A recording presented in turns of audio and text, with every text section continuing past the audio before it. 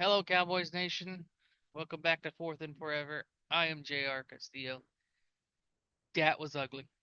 That was 8,000 times ugly. It was just, that was one of the worst performances I've ever seen. And I live by the motto, if you give bad effort, you're going to give bad performance. And that was just bad effort. Nothing went right. It went so bad that there's no highlights today.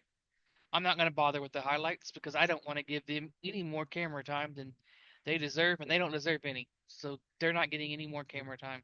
They're not getting any camera time on a channel that does not get watched. It's not. That's how bad they played. They don't even deserve to not be watched. Just fade off into obscurity with how bad that effort was. Uh, this team is fundamentally flawed.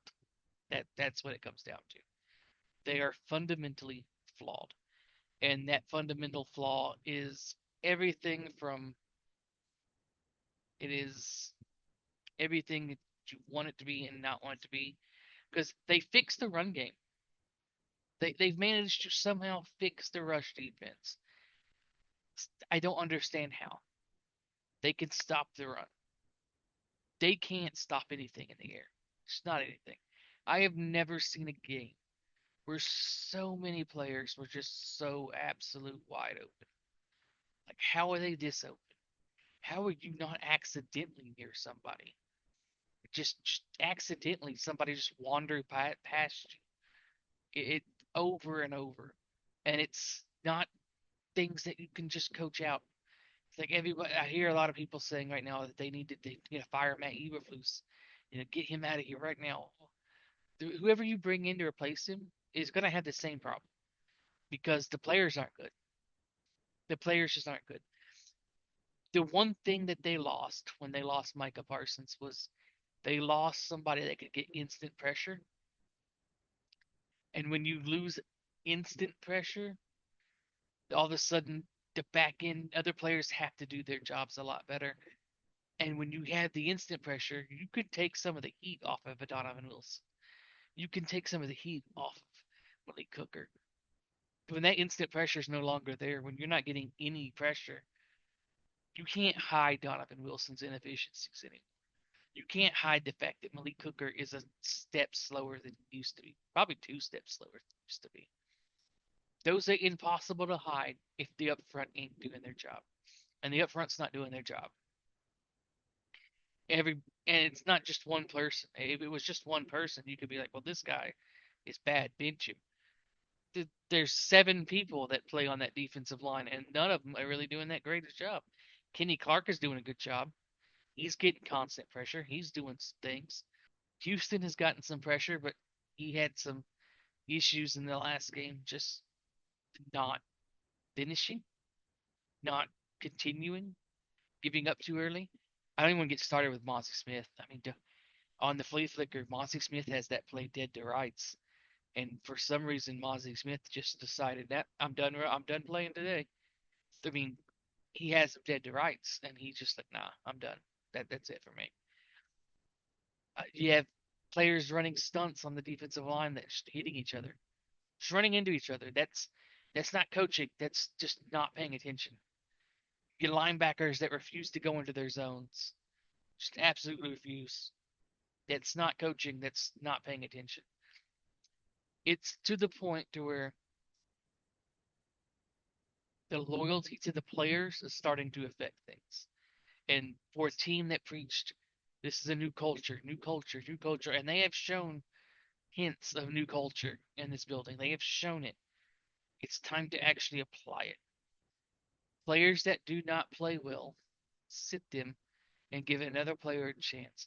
Maybe the next player up is worse, but they can't possibly be worse, right? Like Juan Thomas is cannot be worse than what Donovan Wilson is doing because he looks lost. He's great at tackling. He can come up and make a good tackle. That's great. He couldn't cover a snail. Malik Cooker, I don't know what Malik Cooker is doing on the flea flicker, but what it wasn't doing was paying any attention. How many times did linebackers just absolutely sell out on the play action? and then leave somebody right behind him to make a catch. Put the next guy in, see what happens. Sanborn and Kenneth Murray have not played good at all. Get Shamar James a shot. See what he can do. Call up Buddy Johnson from the practice squad. See what he can do. You have to let other players get a shot when the ones that are playing aren't doing good. And that's what the Cowboys are. They have a team full of players that are just not very good. And this is the team they built. This is what happens when you focus only on your starters and you do not get depth. When things go wrong and you start losing players, there's no one to take their place. They let Jordan Lewis walk without a clear Jordan Lewis replacement. And they made a trade to get a Jordan Lewis replacement, but we can't really see what he can do because we know he's not a number one. We know he's not a number two, but yet he's being forced to be the one and two here because the number one, Deron Bland, is hurt. The number two, Trayvon Diggs, is playing like a number seven. It's so you don't know what Elam can actually do. Can he be a number three corner? Is he a number four corner? Is he not an NFL corner?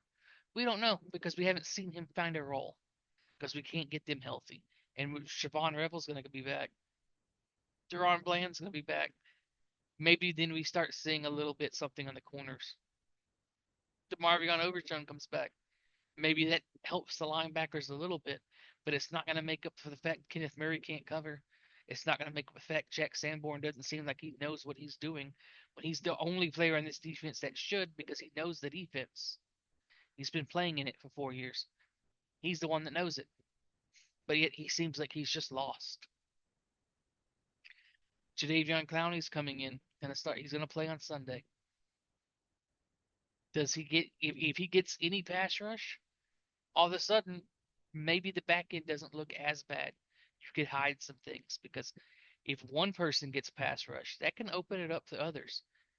You know, for what Micah did great, he got his pass rush. It allowed others to finish the job because now all of a sudden the quarterback is scrambling away from that side. He's pushing himself away from Micah and allows the defensive tackle to get up front pressure, allows the other end to get up there. One great pass rusher can make the other bad players look better. Donovan Ezeraku has looks like he could be something good. He has no move though. He doesn't have an actual skill. He uses complete speed. He needs to learn to use his hands. He needs to learn to use his body. He needs to bulk up that way he can play every down. That's future talk though. For right now, this team needs to be. Let's start playing different players on defense. On defense, it's got to be different players. Offensively, CeeDee Lamb gets hurt. That's we're back to Jalen Tolbert, number two receiver, back in that world again. And we know that world. That world is not great. It's not. Uh, and if right now, if you're saying Dak Prescott's the reason this team is losing, then just go root for somebody else. He's the only reason this team has even remotely had a chance in these games because he's got the whole team. He's got 52 players on his back, just trying to will them across the finish line here. He has three interceptions. One of them was a drop against the Giants that was probably an incomplete pass, and one of them hit CeeDee Lamb, not CeeDee Lamb, George Pickens directly in the hands. It's not on him.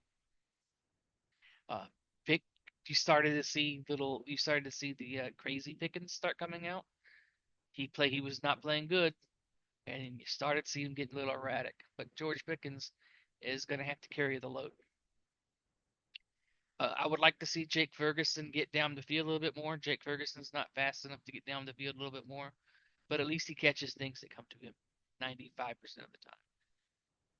Javonte Williams fumbles the ball on the first possession on what looks like it's going to be a really good possession. How much does the game change if he scores? Probably not enough to win it, but it seems like that could have helped. But I like what Javonte Williams is bringing to the team. He runs hard. He runs very much, very powerful. has a little bit of shiftiness to him, not as much as I remember.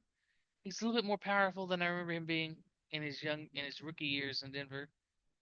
But I like what he brings, and we have a running game.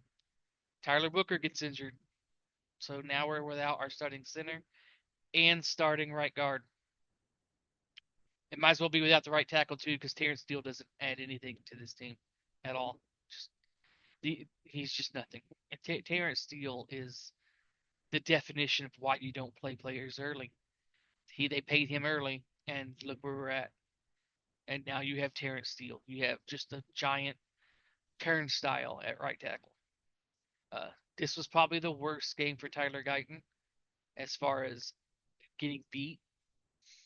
He didn't look as good this week as he looked the previous 2 weeks, and it's not getting any better.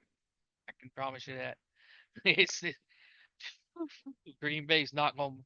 That is not going to help confidence wise. Yeah, so that's where we are. That's where this team is. They are 1-2 and very much deservedly 1-2. This is where they are right now. Can they be better? Yeah, they can be better. Will they get better? That's a different question. That's asking a completely different question, and I don't know. It's going to take a lot for them to get better, and it's going to take a lot of players to step up, stop being stupid, and play smart football. But that's where they are. That's where the injuries are. Uh, and we'll break down the Green Bay games in the next couple days and see where they can go there. But this is looking like it's going to be a long season, so that's a thing. Uh, and if it is getting a long season, then we'll throw some draft talk in here at some point.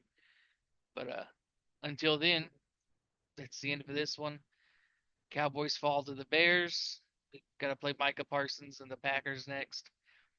That's gonna be a horrendous game, I think. It's not gonna be good. But that's it until then. So and until then, that's into this one. Let's go Cowboys, and let's try not to fully embarrass ourselves. Can we stay a little bit competitive? I don't know. But let's go Cowboys. That's it for us tonight. Good night.